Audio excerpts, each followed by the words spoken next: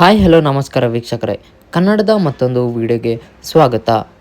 ರೇಣುಕಾಸ್ವಾಮಿ ಹಾಗೂ ದರ್ಶನ್ ಅವರ ಕೇಸ್ನಲ್ಲಿ 14ನೇ ಆರೋಪಿ ಆಗಿದ್ದಂತಹ ಪ್ರದೂಷ್ ಅವರು ಮಾಫಿ ಸಾಕ್ಷಿಯಾಗಿ ಪರಿಗಣಿಸಿ ಎಂದು ಕೋರ್ಟ್ಗೆ ಇದೀಗ ಅರ್ಜಿಯನ್ನು ಸಲ್ಲಿಸಿದ್ದಾರೆ ಎಂದು ಹೇಳಲಾಗುತ್ತಿದೆ.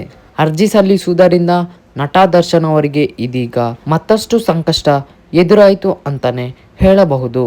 ಅಷ್ಟಕ್ಕೂ ಈ ಒಂದು ಸುದ್ದಿ ಸತ್ಯವೋ ಅಥವಾ ಸುಳ್ಳೋ ಎಂದು ಈ ವಿಡಿಯೋದ ಕೊನೆಯಲ್ಲೂ ಹೇಳುತ್ತೇನೆ. ವಿಡಿಯೋವನ್ನು ಕೊನೆಯವರೆಗೂ ನೋಡಿ.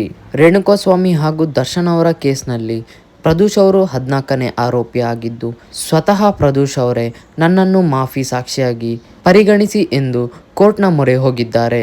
ಈ ಒಂದು ಸುದ್ದಿಯು ನಿಜವಾಗಿದ್ದು, ಆದ್ದರಿಂದ ನಟ ದರ್ಶನ್ ಅವರಿಗೆ ಈ ಒಂದು ಅರ್ಜಿಯಿಂದ ಸಂಕಷ್ಟ ಎದುರಾಗುತ್ತಿದೆ ಎಂದು ಕೆಲ ಮೀಡಿಯಾಗಳು ಸುಳ್ಳು ಸುದ್ದಿಯನ್ನು ವೈರಲ್ ಮಾಡುತ್ತಿದ್ದಾರೆ. ಒಂದು ವೇಳೆ ಪ್ರದೂಷ್ ಅವರು ಮಾಫಿ ಸಾಕ್ಷಿಯಾಗಿ ಹೋದರೆ ಆ ಒಂದು ಘಟನೆಯಲ್ಲಿ ಏನೆಲ್ಲ ಆಗಿದೆ ಎಂದು ಹೇಳುತ್ತಾರೆ. ದರ್ಶನ್ ಅವರು ರೇಣುಕಾಸ್ವಾಮಿಗೆ ಕೇವಲ ಬುದ್ಧಿ ಮಾತನ್ನು ಹೇಳಿ ಅವರು ಅಲ್ಲಿಂದ ಅಪಾರ್ಟ್ಮೆಂಟ್ಗೆ ಹೋದರು ಎಂದು ಹೇಳುತ್ತಾರೆ. ಈ ರೀತಿ ಹೇಳಿದರೆ ನಟ ದರ್ಶನ್ ಅವರು ಘಟನೆ ನಡೆದಂತಹ ಸ್ಥಳದಲ್ಲಿ ಇದ್ದೇ ಇರಲಿಲ್ಲ ಎಂದು ಪ್ರೂವ್ ಆಗುತ್ತದೆ.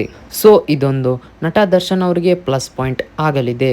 ನಿಮ್ಮ ಅನಿಸಿಕೆ ಏನೆಂದು ತಪ್ಪದೇ ಕಮೆಂಟ್ ಮೂಲಕ ತಿಳಿಸಿ.